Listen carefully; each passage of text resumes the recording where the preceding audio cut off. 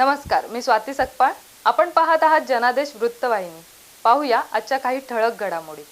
नवी मुंबई महापालिकेच्या नेरुळ कुक्षेत गाव सेक्टर 14 येथील भूखंड क्रमांक P13 हा स्मशानभूमीकरिता राखीव ठेवण्यात आलेला आहे. त्यामुळे या भूखंडावर कोणत्याही प्रकारचे अतिक्रमण होऊ नये याकरिता या भूखंडावर कुक्षेत गाव स्मशानभूमीचा नामफलक लावण्यात यावा अशी मागणी Republican party of India Athawale पक्षाचे महाराष्ट्र प्रदेश सचिव बाळासाहेब मिरजे यांनी रिपाईचे नवी मुंबई जिल्हाध्यक्ष महेश खरे यांच्या सूचनेनुसार नवी मुंबई महापालिका बी विभाग सहाय्यक आयुक्तांकडे पत्राद्वारे केली आहे.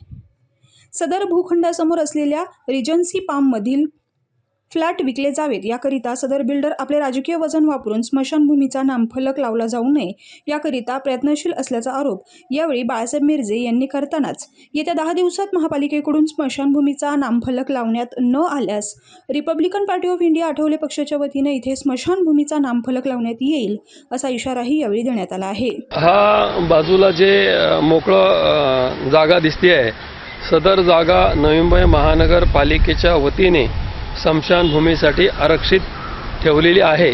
तरी ह्या ठिकाणी बोर्ड लावावा अशी आमची रिपब्लिकन पार्टी ऑफ इंडिया पक्षाच्या वतीने मागणी आहे. या संदर्भात आमच्या पक्षाचे जिल्हाध्यक्ष महेशजी खरे साहेब यांना हा विषय मी सर्व इथली गोष्ट सांगितली. त्यांच्या सूचनेनुसार मी इथे एक निवेदनसुद्धा दिलेलं आहे या वॉर्ड ऑफिसला आणि हेड ऑफिसला पण कळवलेलं आहे की ते लवकरात लवकर हा स्मशानभूमीचा बोर्ड लावा. परंतु ही समोर एक मोठी रिजन्सी नावाची बिल्डिंग आहे.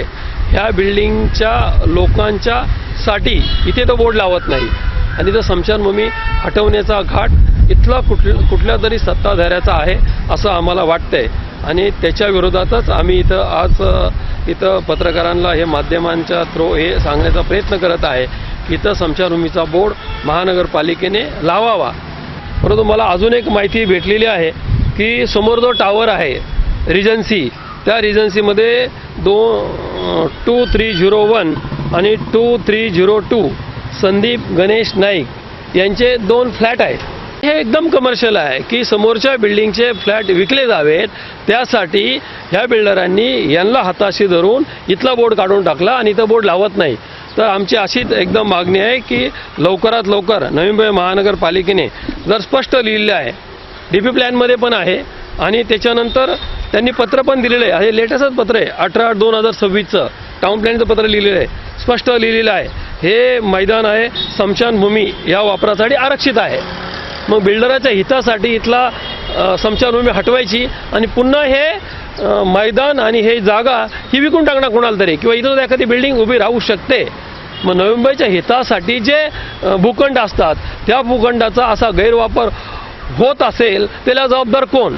मग इथे जर संदीप गणेश नाईक यांनी जर हा फ्लॅट घेतला आहे मग यांना दिसत नाही आहे का?